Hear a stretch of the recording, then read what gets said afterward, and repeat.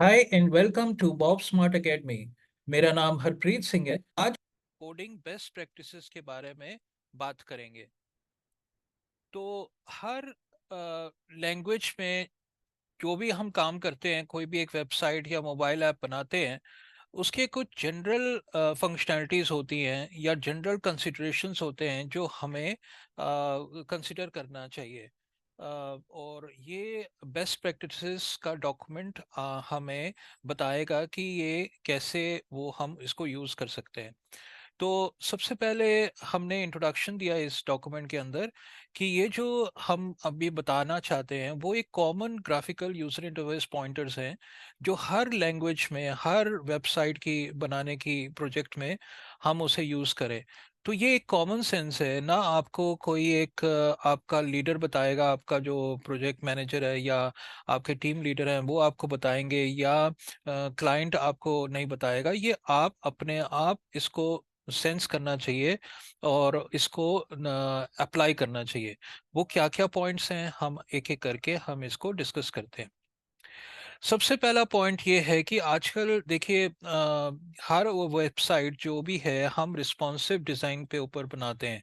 Responsive का मतलब होता है कि अगर मैं अपनी वेबसाइट को डेस्कटॉप पे ऊपर देखूं या टैब के ऊपर देखूं या मोबाइल के ऊपर देखूं, ये ठीक ढंग से नज़र आ जाना चाहिए।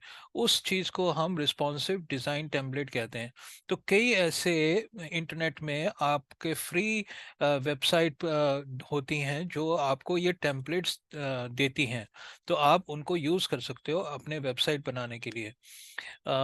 अपने आप भी बना सकते हो या जो बनी बनाई टेम्पलेट्स हैं उनको यूज़ करके अपना एक प्रोजेक्ट शुरू कर सकते हो, वेबसाइट शुरू। तो ये रिस्पॉन्सिव होने चाहिए।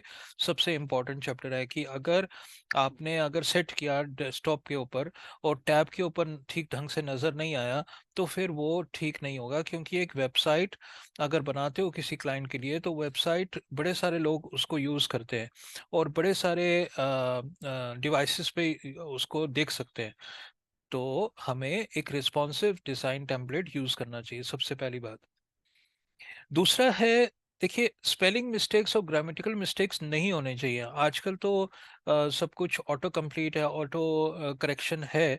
तो ज़्यादा डिफ़िकल्टी नहीं आएगी। बट आप जब भी आप एक वेबसाइट बनाते हो और एक लेबल डालते हो उसमें, या अलर्ट डालते हो, या SMS notifications, email templates, error messages डालते हो, वो सारे इंग्लिश उनकी ठीक होनी चाहिए। अगर आपने हिंदी वर्जन का दिया तो हिंदी भी ठीक होनी चाहिए, अगर इंग्लिश में दिया तो इंग्लिश आपकी ठीक होनी चाहिए। इसके लिए आप गूगल का हेल्प ले सकते हो, या आप अभी एक कोई सीनियर बंदे से पूछ सकते हो, अपने टीम लीड से पूछ सकते हो भाई इसका स्पेलिंग क्या होना चाहिए। या आप ऐसी कोई एप्लीकेशन हो जो सिमिलर एप्लीकेशन बना रहे हो, जैसे कोई डॉक्टर की एप्लीकेशन बना रहे हो, तो डॉक्टर की कोई और डॉक्टर की एप्लीकेशन में जाकर उसको देखो कि उसमें उन्होंने क्या लिखा हुआ है, उसको आप यूज़ कर सकते हो। तो उस टर्मिनोलॉजी को यूज़ कर सकते हो। तो ये सेकंड पॉइंट है, जो कि स्पेलिंग मिस्टेक्स और ग्रामेटिकल मिस्टेक्स नहीं होने चाहिए आपके उसमें प्रोजेक्ट के अंदर। लेबल्स एंड कंट्रोल्स, देखिए, ऐसा है कि टेस्टिंग टीम तो टेस्ट करती है। अगर आप एक प्रोग्रामर हो तो आपको यूनिट टेस्टिंग करनी चाहिए। तो यूनिट टेस्टिंग एक एस्पेक्ट है। आप जब भी आप अपना एक प्रोग्राम बनाते हो, अपना एक मॉड्यूल बनाते हो, उसमें ये कंसिडरेशंस करो कि बाद में टेस्टिंग टीम आपको कुछ कह ना सके भाई ये आपकी ये गलतियां हैं। तो आपको इन चीज़ों को ध्यान रखना चाहिए एज ए डेवलपर। सेकेंड आते हैं labels and controls. Labels and controls are placed mostly as vertically left align, however in few websites they are right align. तो ये कहा जाता है इसमें कि आपको ये जो लेबल्स वगैरह नजर आ रहे हैं वो वर्टिकली लेफ्ट अलाइन होने चाहिए। मतलब ठीक ढंग से नजर आने चाहिए, कोई इस तरफ, कोई उसकी पोजीशन आगे, कोई उसकी पोजीशन पीछे नहीं होनी चाहिए। वो एक ही वर्टिकली, एक ही अलाइन, लेफ्ट अलाइन होना चाहिए। तो वो यूज़र फ्रेंडली और अच्छी लुक देने के लिए उसको हम कर सकते हैं, कंसिडर कर सकते हैं। फिर उसकी बात आता है टैब इंडेक्स। टैब इंडेक्स क्या होता है कि अगर आप माउस यूज ना करके आप किसी एक जगह पे हो, किसी एक कंट्रोल पे हो, तो वो उसको टैब का बटन दबाया तो नेक्स्ट कंट्रोल पे जा जाना चाहिए। तो ये ऐसा ना होना चाहिए कि अगर आपने ऊपर है आप, जैसे अभी इधर डायमेंशंस लिखा हुआ है, मार्जिन लिखा हुआ है, कि अगर आपने डायमेंशन के एक टेक्स्ट बॉक्स को आपने टैब किया तो वो कहीं इधर नीचे जंप ना कर जाए, मैक्स नंबर ऑफ पेजेस पे जंप ना कर जाए, वो आगे बढ़े। ऐसा होता है कि left to right, top to bottom, तो ऐसे करके 2 3 4 ऐसे करके जैसे दिया हुआ है, इस इन इन जगह पे जाना चाहिए उसको, टैब को क्लिक करते हुए कर्सर को इन इन जगह पे जाना चाहिए, ना कि एकदम से जंप करना चाहिए नीचे। तो टैब इंडेक्स को हमें कंसिडर करना चाहिए कि वो ठीक ढंग से जाए, उसकी पोजीशनिंग ठीक हो। तो ये टैब इंडेक्स की बात कर रहे हैं। अब मैक्स लेंथ बड़ा इंपॉर्टेंट एस्पेक्ट है कि देखो, अगर आपका एक कंट्रोल फर्स्ट नेम है और फर्स्ट नेम के अंदर आपने एक टेक्स्ट बॉक्स दिया हुआ है, फ्री टेक्स्ट बॉक्स दिया हुआ है, उसमें अगर सपोज यूजर उसमें 40 कैरेक्टर्स डाल देता है, पर आपका जो डेटाबेस के अंदर है उसके जो विड्थ है, फर्स्ट नेम की विड्थ वो 25 ही है, 25 कैरेक्टर्स है, तो आपका जो पेज है वो एरर देगा। अगर वो इसने 40 25 कैरेक्टर से ज्यादा दे दिया यूजर ने, तो इसके लिए आप मैक्स लेंथ यूज करो। टेक्स्ट बॉक्स के अंदर एक मैक्स लेंथ का पैरामीटर है, उसका मैक्स लेंथ को 20 या 25 कर दो। मैच करो अपने डेटाबेस के अंदर जो भी फील्ड आपने दिया है, उसका जो आपने कैरेक्टर्स वैर कैर या कैरेक्टर दिया है, तो वो कितने लेंथ का है उसको इसके साथ मैच करके फिर आप इसको डालो कि वो यूजर इससे ज्यादा ना डाल पाए। नेक्स्ट आता है डेट फॉर्मेट। डेट फॉर्मेट हर एप्लीकेशन का एक फॉर्मेट होना चाहिए। आप अपने क्लाइंट से या अपने टीम लीडर से पूछ सकते हैं, ये जो आप एक वेबसाइट बना रहे हो या एक प्रोजेक्ट बना रहे हो, उसका डेट फॉर्मेट क्या होना चाहिए। देखिए, इंडिया में जो फॉर्मेट है DDMMYYY होता है, या अमेरिका में YYMMDD लिखते हैं। मतलब पहले ईयर लिखते हैं, फिर मंथ लिखते हैं, फिर डेट लिखते हैं। पर हम इधर, या ब्रिटिश लोग इधर DDMMYY लिखते हैं। पर जो भी है, आप जब भी कुछ पूछोगे अपने क्लाइंट से या अपने टीम लीडर से, वो आपके थ्रू आउट एप्लीकेशन होना चाहिए। मतलब अगर आपने 2 3 प्रोग्रामर्स हैं, आप किसी एक मॉड्यूल पे लिख रहे हो, दूसरा कोई और मॉड्यूल पे लिख रहा है, तो उनका अगर किसी जगह पे डेट आपके आपके पेज पे आता है, तो उसका जो फॉर्मेट है वो एक जैसा होना चाहिए। तो कहीं पे ये ना होना कि एक पेज पे कुछ और हो, MMDDYY हो, और दूसरे पेज पे आपका DDMMYY।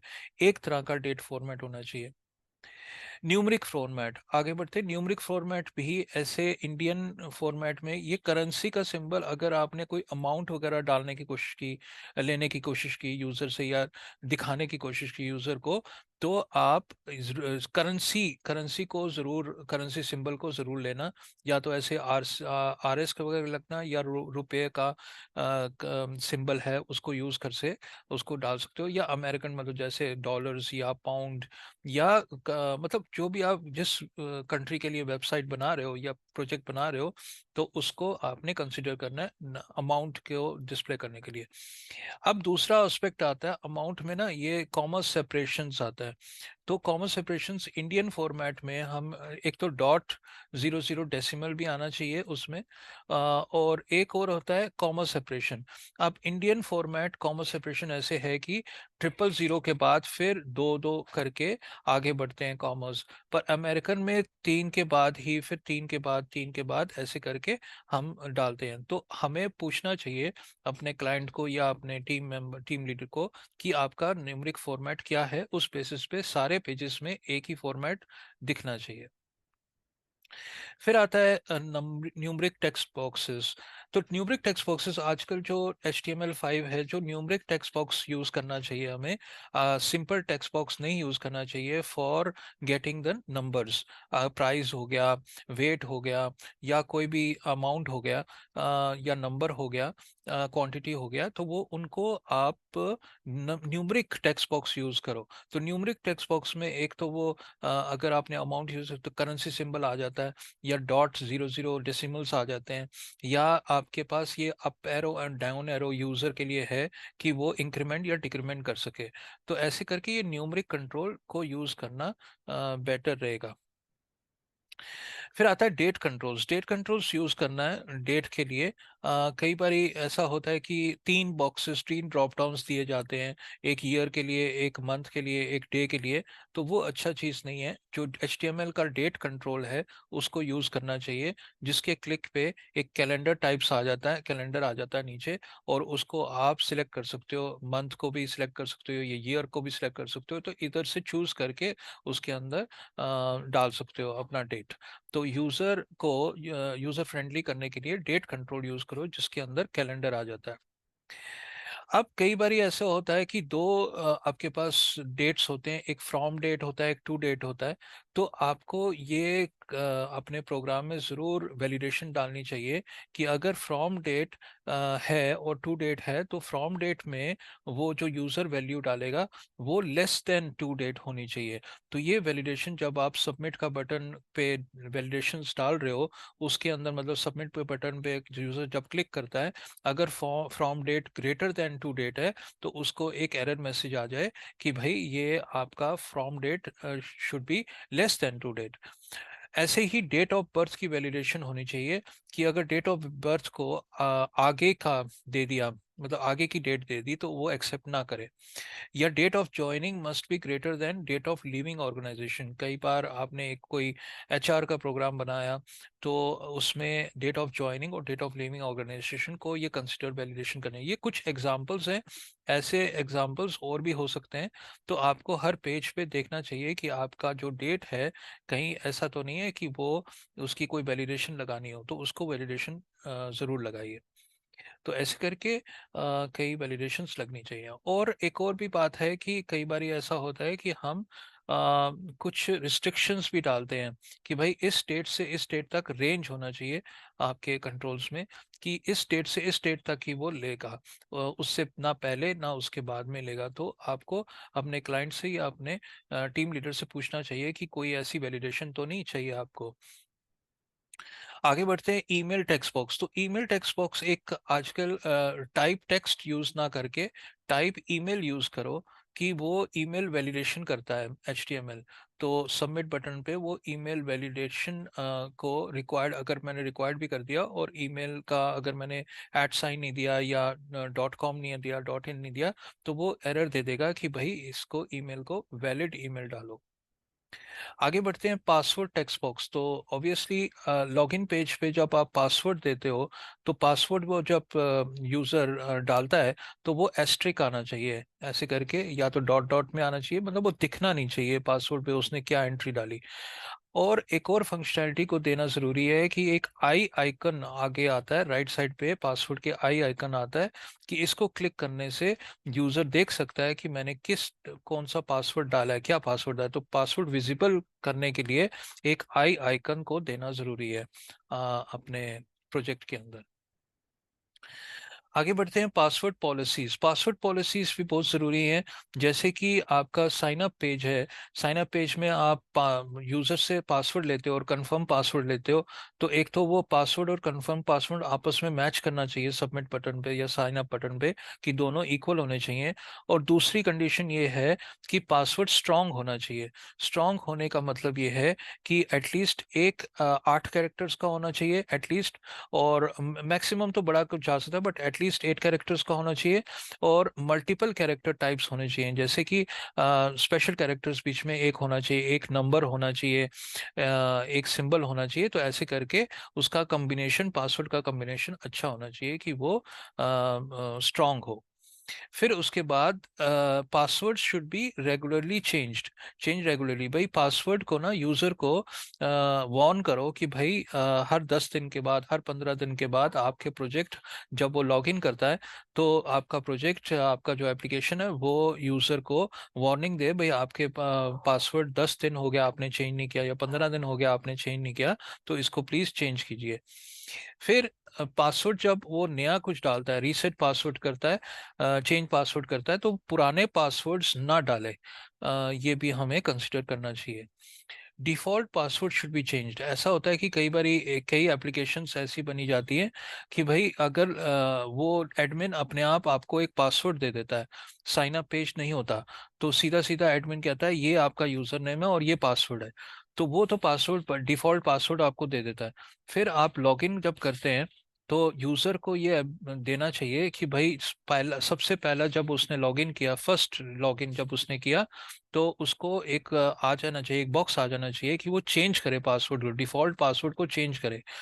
वो बहुत ज़रूरी है कि जहाँ पे साइन अप पेज नहीं होता, जहाँ पे एडमिन आपको यूज़र नेम और लॉगिन नेम दे देता है, वो जब वो यूज़र लॉगिन करता है तो फर्स्ट लॉगिन पे आपके पास एक पॉपअप आ जाना चाहिए। आपको ये फंक्शनैलिटी देनी चाहिए अपने प्रोजेक्ट के अंदर कि एक पॉपअप आ जाए चेंज पासवर्ड का।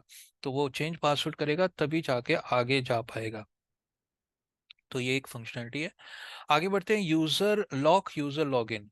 तो ये सिक्योरिटी के लिए बहुत इंपॉर्टेंट है कि अगर किसी ने लॉगिन किया, लॉगिन करना चाहा एप्लीकेशन के अंदर, तो 3-4 बारी अगर उसने गलत पासवर्ड डाल दिया या गलत यूजर नेम और ईमेल डाल दिया, तो उसको लॉक किया जाए। आपका जो एप्लीकेशन है 3-4-5-6 अटेम्प्ट्स, रेगुलर कॉन्सिक्यूटिव अटेम्प्ट्स अगर देगा, तो वो रॉन्ग होंगे, सारे रॉन्ग होंगे, तो लॉक कर देने चाहिए, आगे वो और कुछ डाल ना पाए। तो फिर वो क्या करेगा, वो एडमिन को, अपने एडमिन को पूछेगा और एडमिन फिर उसको अनलॉक करेगा, फिर वो डालेगा, उसको पासवर्ड रीसेट करने के लिए कहेगा। तो इस आपके एप्लीकेशन में ये चीज़ होनी ज़रूरी है। आगे बढ़ते हैं, ड्रॉप डाउन्स। ड्रॉप डाउन्स में आपके पेज के अंदर बड़े सारे ड्रॉप डाउन्स होंगे। उन ड्रॉप डाउन्स के अंदर सबसे पहला जो ऑप्शन है वो ऐसे करके सिलेक्ट अ कलर या सिलेक्ट अ सिटी या सिलेक्ट अ कंट्री, ऐसे करके होना चाहिए सबसे पहला ऑप्शन। और नीचे अगर वैल्यूज हैं, आप अपने डेटाबेस से ले रहे हो या आप अपने आप डाल रहे हो, हार्ड कोडेड डाल रहे हो, वो क्या होना चाहिए, वो अल्फाबेटिकली ऑर्डर होना चाहिए। मतलब ABC करके होना चाहिए कि वो यूजर फ्रेंडली होगा, कि वो अच्छा नजर आए, उसको ठीक ढंग से वो सिलेक्ट कर पाए या सर्च कर पाए। अगर आप एक ऐड और एडिट पेज में हो, तो फर्स्ट ऑप्शन आपका सिलेक्ट अ कलर होना चाहिए, सिलेक्ट अ सिटी होना चाहिए। बट अगर आप एक रिपोर्ट जनरेट कर रहे हो, मतलब यूजर को रिपोर्ट दे रहे हो, रिपोर्ट को जनरेट करे, वहां पे जो ड्रॉप डाउन्स हैं उनका पहला ऑप्शन होना चाहिए ऑल। उनका पहला ऑप्शन होना चाहिए ऑल। तो ये ऑल ऑप्शन है, और बाकी अब वो सिलेक्ट कर सकता है कुछ भी नीचे वैल्यूज को। आगे बढ़ते हैं, linked drop downs. Link drop downs बड़ी इंपॉर्टेंट चीज़ है। जैसे कि सपोज कंट्री और स्टेट, एक ड्रॉप डाउन बनाया कंट्री का, एक ड्रॉप डाउन बनाया स्टेट का, और एक और ड्रॉप डाउन बनाया सिटी का। तो 3 ड्रॉप डाउन्स अगर बन गए, तो ये लिंक्ड आपस में होने चाहिए। कहने की बात ये है कि अगर उसने कंट्री को कोई सिलेक्ट कर दिया इंडिया, तो आपका जो सेकंड ड्रॉप डाउन है स्टेट का ड्रॉप डाउन, अपने आप रिफ्रेश हो जाए और उसमें वैल्यूज वही आए जो इंडिया के स्टेट्स की आए। मतलब अमेरिका के स्टेट्स की ना आए या किसी और पाकिस्तान की स्टेट्स की ना आए, तो लिंक्ड हो जाए आपस में। तो जब वो सिलेक्ट करेगा यूजर, फर्स्ट कैटेगरी कंट्री को अगर सिलेक्ट करेगा, इंडिया को, तो अपने आप आपका प्रोग्राम जो सेकंड ड्रॉप डाउन को चेंज करना चाहिए, उसको, उसकी वैल्यूज को चेंज हो जानी चाहिए। ऐसे ही अगर स्टेट को वो चेंज करेगा तो सिटी को भी चेंज हो जाना चाहिए। तो ये इम्पोर्टेंट है chapter. From to range drop downs भी है कि हो सकता है आपके एक प्राइस हो, इस प्राइस से लेकर इस प्राइस तक चाहिए, तो ये आप यूजर को ऐसा ऑप्शंस दे सकते हो कि वो दोनों ड्रॉप डाउन्स में वैल्यूज को डाल सकता है, ऐसे करके। आगे बढ़ते हैं, इमेज। IMG कंट्रोल अगर आप यूज करते हो तो जरूर एक तो आप इमेज का नाम देते हो, भाई पाथ उसका क्या है, एक ऑल्ट जरूर डालना है। ऑल्ट मतलब ऑल्टरनेटिव। अगर ये पिक्चर नजर नहीं आई, अगर ये डॉग का पिक्चर नजर नहीं आया, तो वो ये ऑल्टरनेटिव टेक्स्ट डाल दे, माई डॉग ऐसे करके लिख दे। ये SEO गाइडलाइंस में काम आती हैं, कि SEO कहता है कि सर्च इंजन ऑप्टिमाइजेशन की गाइडलाइंस हैं, वो आपको ये कहते हैं कि आप ज़रूर ऑल्ट ज़रूर डालो कि वो सर्च कर सके, गूगल सर्च कर सके इस इमेज को। आगे बढ़ते हैं। Image not found. Image not found का जो है वो है कि अगर आपका कोई इमेज नहीं आता, डिस्प्ले नहीं होता, सपोज आपने एक माय प्रोफाइल पेज बनाया या कोई भी एक पेज बनाया जिसमें आपने फोटो, यूजर की फोटो डालने की कोशिश किया, किसी और की फोटो डालने की कोशिश किया, अगर तो वो फोटो नहीं है तो कुछ ऐसा नहीं आना चाहिए, ऐसा डिस्प्ले नहीं होना चाहिए। अगर एक माय प्रोफाइल डाल रहे हो और अगर आपको पता है कि ये एक मेल का है, मेल का प्रोफाइल है या एक फीमेल का प्रोफाइल है, तो उसके अगर वो उसको उसकी जो इमेज नहीं मिलती, तो ऐसे करके अच्छी वाली अपनी एक डिफॉल्ट इमेज डाल के उसको दिखा दो कि ये एक नो फोटो की इमेज है। जैसे ये देखो, लड़की की इमेज है या लड़के की इमेज है, या आप ऐसे करके दिखा सकते हो नो इमेज अवेलेबल। तो अच्छा सा ये नजर आएगा, नो इमेज की फोटो डालो ऐसे। वो जो डिफॉल्ट इसका है, जो ये क्रॉस, रेड क्रॉस में किया हुआ है मैंने, वैसे नहीं डालो आप। File upload. तो फाइल अपलोड का अगर आपने कोई एक प्रोजेक्ट बनाया जिसके अंदर आपने यूजर को एबिलिटी दी कि वो फाइल कोई अपलोड कर सके, तो उसमें कई ऐसे एक्सटेंशंस हैं, उनको वो रिस्ट्रिक्ट करो कि वो EXE फाइल ना डाल पाए या JS फाइल्स ना डाल पाए। तो ये सिक्योरिटी के लिए ठीक रहेगा। और दूसरा भी दो कि ये फाइल साइज और अलाउड एक्सटेंशंस इधर कर सके। सपोज आपने कोई HR का पेज बनाया, उसमें कहा कि वो अपलोड करो रेज्यूमे को, तो रेज्यूमे कई फॉर्मेट्स में आता है, वर्ड में आता है, PDF में आता है। तो आप यही उनको कहो कि यही आप अपलोड कर सकते हो, दूसरी एक्सटेंशंस को अपलोड नहीं कर सकते। और दूसरी बात यह है कि आप फाइल साइज भी डालो कि भाई 2 MB की फाइल ही अपलोड हो सकती है या 5 MB की फाइल ही अपलोड हो सकती है, उसके ज़्यादा फाइल अपलोड नहीं हो सकती। तो ये रिस्ट्रिक्शंस आपको डालने चाहिए अपने फाइल अपलोड कंट्रोल के अंदर। आगे है HTML एडिटर। जैसे कि आप CK एडिटर डालते हैं या कोई भी एक एडिटर डालते हैं अपने पेज पे, कई बार ये पेजेस पे डालते हैं, तो वो ज़रूर बस ज़रूर आपका ना इधर इस HTML एडिटर के अंदर भी एक आइकन है अपलोड करने का, फाइल को अपलोड करने का। तो वहाँ पे भी आप रिस्ट्रिक्शंस डालो कि वो EXE और JS फाइल्स को अपलोड ना कर पाए। और दूसरी बात, ये जो इसके अंदर ये जो पूरा कंट्रोल है, इसके अंदर भी आप मैक्सिमम कैरेक्टर्स अलाउड का डालो कि भाई 5,000 कैरेक्टर्स या 3,000 कैरेक्टर्स ही डाल सके, इससे ज़्यादा ना डाल सके। आगे बढ़ते हैं मैंडेटरी कंट्रोल्स। तो ऑब्वियसली ये मैंडेटरी कंट्रोल्स, कुछ ऐसे फील्ड्स होते हैं, कॉलम्स होते हैं जिसको ज़रूरी है एंटर करना यूज़र के लिए। तो वो उसको अलग से लिखो, या तो वो उसको बोल्ड कर दो या उसको रेड कलर एस्ट्रिक्स में डालो। जैसे ये राइट साइड पे रेड कलर एस्ट्रिक आ रहा है कि भाई ये मैंडेटरी है। तो अगर वो साइन अप बटन या कोई सेव का बटन दबाता है, अगर वो एम्प्टी होगा तो वो एरर आ जाए, आपका वैलिड अच्छा सा एरर आ जाए कि भाई आप लास्ट नेम को डालो या मोबाइल नंबर को डालो, ये मैंडेटरी है कि उसको सेव करना है। तो ऐसे करके आपने इसको कंसिडर करना है। बटन्स। अब बटन्स क्या है, प्लेस सेंटर अलाइन। तो जो भी आप कंसिडर करना चाहते हो, अगर आप लेफ्ट अलाइन करना चाहते हो, बेटर ये है कि बटन्स को आप सेंटर अलाइन कर दो। जैसे 3 बटन्स हैं तो सेंटर ऑफ द पेज आ जाना चाहिए, नीचे की तरफ, डाउन। और मतलब एक डिफॉल्ट आपका होना चाहिए। जैसे once save button is click. अब एक और कंसिडरेशन है कि अगर मैंने सेव का बटन दबाया तो वो प्लीज वेट का आ जाए इधर, और वो डिसेबल्ड हो जाए। मतलब यही जो सेव लिखा हुआ है, इसके बजाय आपका प्लीज वेट आ जाए कि वो सेव होने। कभी कभी ऐसा होता है कि टाइम लगता है, आपका इंटरनेट डाउन होता है या स्लो होता है, तो वो सेव का बटन बहुत देर से बढ़ता है और कई बार ये पता ही नहीं लगता कि वो सेव हुआ है नहीं हुआ। तो आपको जब वो यूज़र क्लिक करता है सेव के बटन पे, तो आप इसको नाम को चेंज कर दो, प्लीज़ वेट कर दो, और वो एक आइकन, थोड़ा छोटा सा आइकन आता है प्लीज़ वेट का, वो आप डालो और इस बटन को डिसेबल कर दो। और जब आपका सेव हो गया, सेव सक्सेसफुली हो गया, या कोई एरर आ गई, सेव के ऊपर कोई एरर आ गई, तो वापस इस प्लीज़ वेट को वापस सेव का बटन डाल दो और इसको अनेबल कर दो, और एक मैसेज दिखा दो अच्छा सा कि भाई इज सेव्ड सक्सेसफुली या एरर आ गई। तो ये चीज़ ज़रूरी है हमें कंसिडर करना।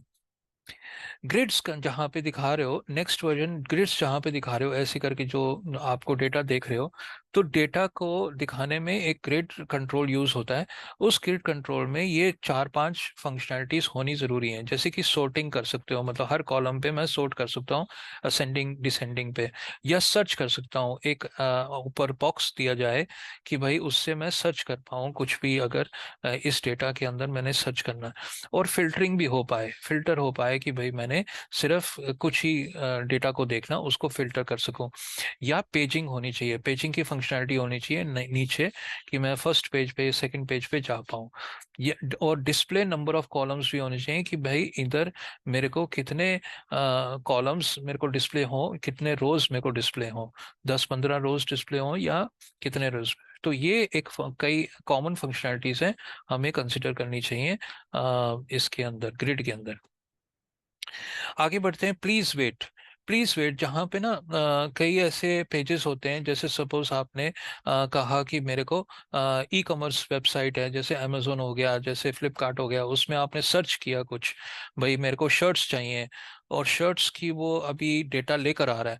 तो उससे पहले कि वो डेटा लेकर आए, आप एक प्लीज वेट का आइकन डाल दो, कि भाई ऐसे शो करे कि भाई ये वेट कर रहा है, भाई कुछ काम कर रहा है, और प्लीज वेट। जब वो डेटा आ गया आपके पास, तो प्लीज वेट को निकाल दो और डेटा को दिखा दो।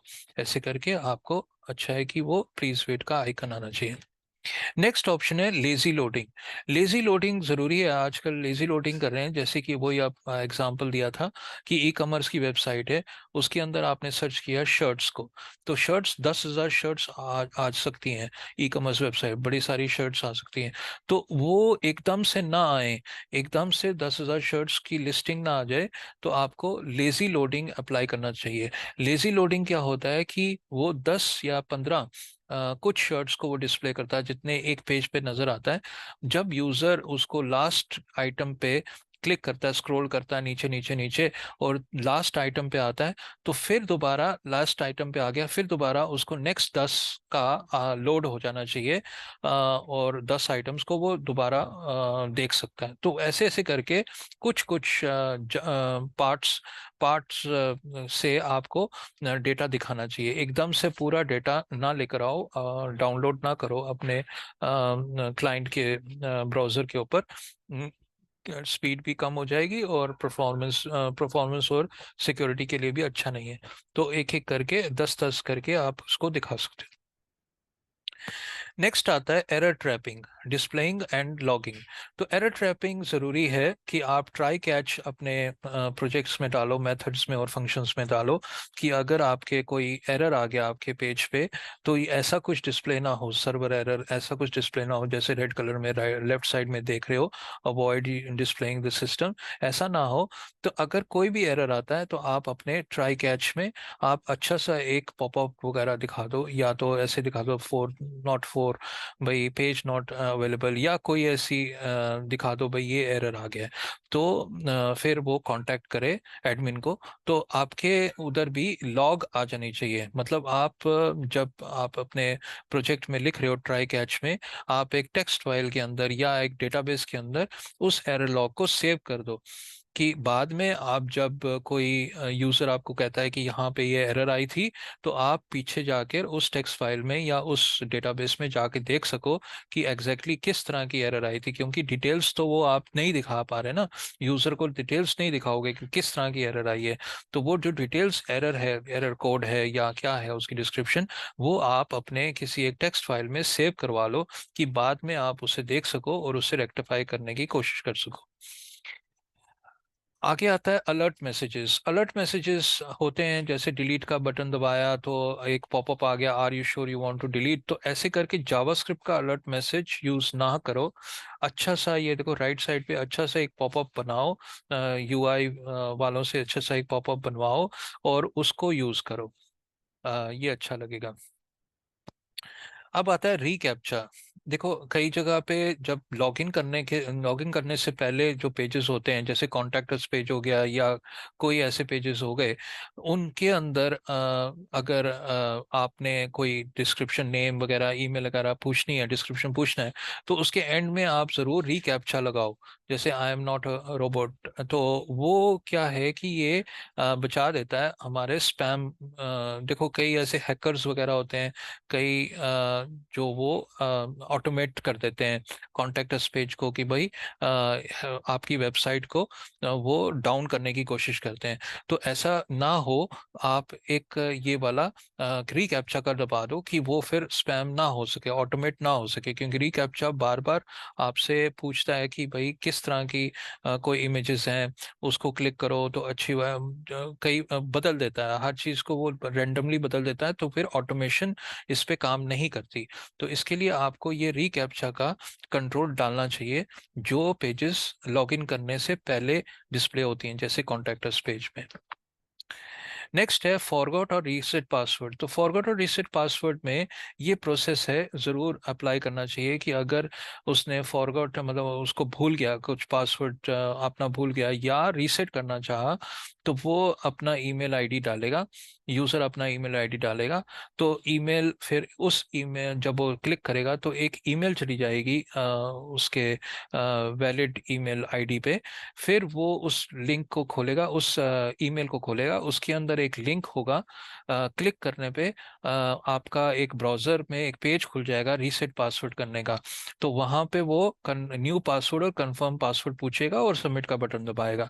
तो ये एक प्रोसेस है, आपको करना चाहिए अपने प्रोजेक्ट के अंदर, कि जहाँ पे रीसेट पासवर्ड हुआ तो ये आपका ऐसा वैलिड ईमेल आईडी पे एक ईमेल चली जानी चाहिए, और उस ईमेल के अंदर एक लिंक होना चाहिए, और लिंक के अंदर वो क्लिक करने पे रीसेट पासवर्ड का पेज खुले और वहां पे वो पासवर्ड चेंज कर पाए। ऐसे ही कई बार ये ऐसे होता है कि कई प्रोजेक्ट्स में आपका ईमेल आईडी वेरिफिकेशन करते हैं। तो ईमेल आईडी वेरिफिकेशन भी सिमिलर टू फॉरगॉट पासवर्ड। वो ईमेल अपना डालेगा, उस ईमेल पे आपको एक मेल भेजनी है, उस मेल पे आपको एक लिंक डालना है। वो लिंक क्लिक करने पे आपको एक पेज खोलना है, कि भाई पेज खुलने पे आप इधर लिख दोगे your email address has been verified. तो ऐसे ये 3 स्टेप से आपका ईमेल वेरिफिकेशन हो जाएगा। तो ये एक प्रोसेस है। ऐसे ही अगर आप मोबाइल ऐप यूज कर रहे हो, तो मोबाइल नंबर को वेरिफिकेशन करने के लिए ये प्रोसेस होता है कि मोबाइल वेरिफिकेशन, अगर आप मोबाइल नंबर डालोगे तो उस पे एक एसएमएस आ जाएगा, ओटीपी। फिर ओटीपी के लिए वो आपका एप्लीकेशन ओटीपी एक्सेप्ट करेगा। तो ओटीपी की भी कोई ड्यूरेशन होनी चाहिए कि भाई 2 मिनट्स या 5 मिनट्स तक वो ओटीपी वैलिड है। तो अगर वो करेक्ट ओटीपी डालेगा तो फिर आपने लिख देना सक्सेसफुली वेरीफाइड। तो ये मोबाइल नंबर वेरिफिकेशन के लिए प्रोसेस है। आज के लिए वो दोस्तों, आज के लिए हम इतना ही देखेंगे, क्योंकि इसके और भी पार्ट्स हैं। तो मेरा सेकंड जो वीडियो होगा उसमें हम और डिटेल्स में जाएंगे।